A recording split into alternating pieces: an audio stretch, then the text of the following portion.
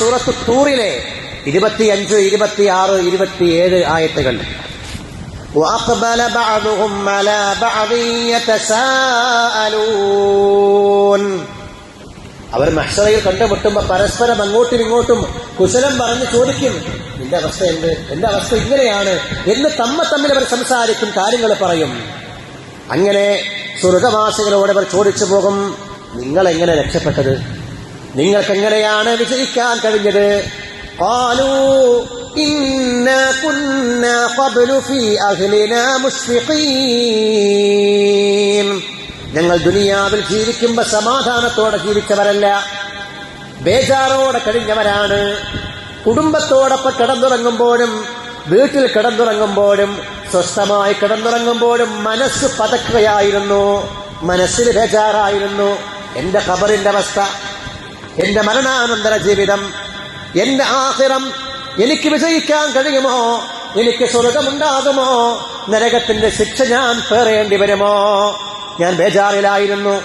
ഇന്നാ കുന്നാ ഖബ്ലു ഫീ അഹ്ലിനാ മുശ്ഫിഖീൻ ഫമന്നല്ലാഹു അലൈനാ വവഖാനാ അദാബസ് സമൂം.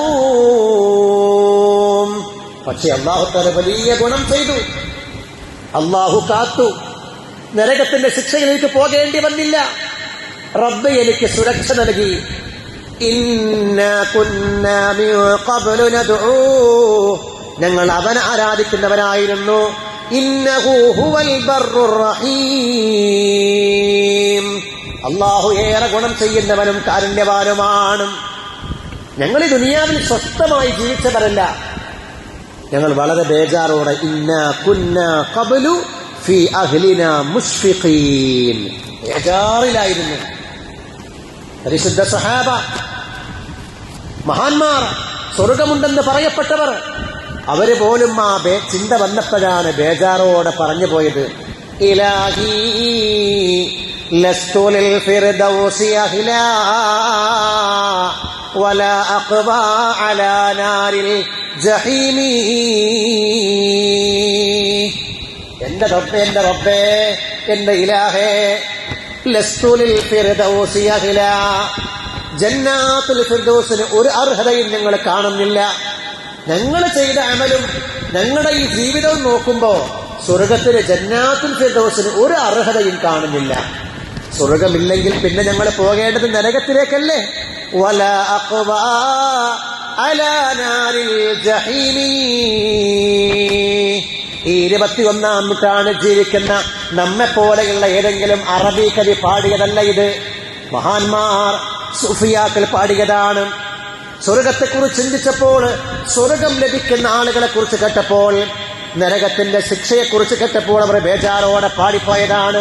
വലാ അഖ്വാ അലാ നാരിൽ ജഹീമി. ഈ ബൈത്തിനെ കുറിച്ച് കാണാം. ആരെങ്കിലും ഈ ചിന്തയോടുകൂടെ വെള്ളിയാഴ്ച ദിവസം 5 തവണയെങ്കിലും ഇത് ദുആ ചെയ്താൽ അല്ലാഹു അയാൾക്ക് സ്വർഗം നൽകും. മനസ്സറിഞ്ഞ് വെറുതെ ഒരു പാട്ടല്ല, കൽബറിഞ്ഞ് പറയണം. വലാ അഖ്വാ അലാ നാരിൽ ജഹീമി. ജന്നാത്തുൽ ഫിർദൗസ് ഇല്ലെങ്കിൽ, സ്വർഗമില്ലെങ്കിൽ പിന്നെ പോകേണ്ട ഇടം നരകമാണ്. ഏതു നരകമാണ്? ഭൂമിയുടെ തീയിനെക്കാളും 70 ഇരട്ടി ചൂടുള്ള നരകം. എങ്ങനെ സഹിക്കാൻ എനിക്ക് കഴിയില്ല റബ്ബേ, അതിന് ശക്തിയില്ല റബ്ബേ. പിന്നെ എന്താണ് വഴി? ഫഹബ്ലി തൗബതൻ വഗ്ഫിർ ദുനൂബി. അതുകൊണ്ട് തൗബ വേണമല്ലാ, എന്റെ ദോഷങ്ങൾ പൊറുക്കണം. ഇന്നക ഗാഫിറുദ് ദംബിൽ അദീമി. വലിയ വലിയ പാപങ്ങൾ പോലും പൊറുക്കുന്നവനാണല്ലോ നീ പറഞ്ഞല്ലോ, നീ ഞങ്ങളെ പഠിപ്പിച്ചിട്ടുണ്ടല്ലോ, ആകാശം മുട്ട പാപങ്ങൾ ചെയ്തയാളാണെങ്കിലും, അല്ല ഭൂമി നിറയെ പാപങ്ങൾ ചെയ്തവരാണെങ്കിലും എന്നോട് തെറ്റുകെട്ട് പറഞ്ഞാൽ, എനിക്ക് പറ്റിപ്പോയെന്ന് പറഞ്ഞാൽ ഞാൻ പൊറുക്കാൻ തയ്യാറാണ് എന്ന് പറഞ്ഞ റബ്ബല്ലേ നീ എന്ന് റബ്ബിനോട് പറയണം. അങ്ങനെ റബ്ബിനോട് പറഞ്ഞാൽ അല്ലാഹ് പൊറുക്കാൻ തയ്യാറാണ്. അതുകൊണ്ട് മാപ്പ് വേണമല്ലാ. ഫഹബ്ലി തൗബ